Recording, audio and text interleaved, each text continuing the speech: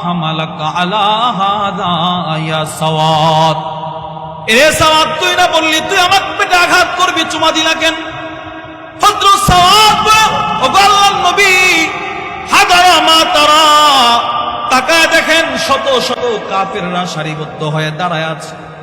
কারো হাতে বললাম, কারো হাতে খঞ্জর, কারো হাতে তরবারি। ও আল্লাহর নবী, এই মুহূর্তে যুদ্ধ শুরু হয়ে যাবে। যুদ্ধের ময়দানে যদি আমি শহীদ হয়ে যাই, হাসরের ময়দানে যদি আল্লাহ তাআলা আমাকে বলে, সাওয়াদ তোর শাহাদাত কিন্তু আমার কাছে কবুল হয় নাই, তোর নামাজ রোজা কিন্তু আমি আল্লাহর কাছে কবুল হয় নাই। নবী গো, আমি তখন আল্লাহ তাআলাকে বলবো, আল্লাহ আমার নামাজ যদি কবুল না হয়, আমার শাহাদাত যদি আপনার কাছে কবুল না হয়, তাহলে আমি যে মৃত্যুর পূর্বে আমার শরীরের চামড়াটা তোমার দোস্তের চামড়ার সাথে লাগায় আনছি, তুমি আমারে ওইটার উসিলাই জান্নাত দিয়ে দাও মাওলা।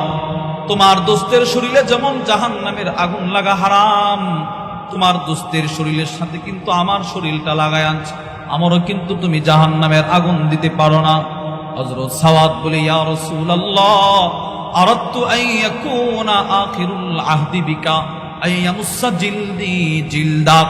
আমার দিলের তামান্না, আমি যেন এই যুদ্ধে শহীদ হয়ে আমি আপনার সাথে যেন শরীরটা লাগায়া কবরে ঢুকতে পারি।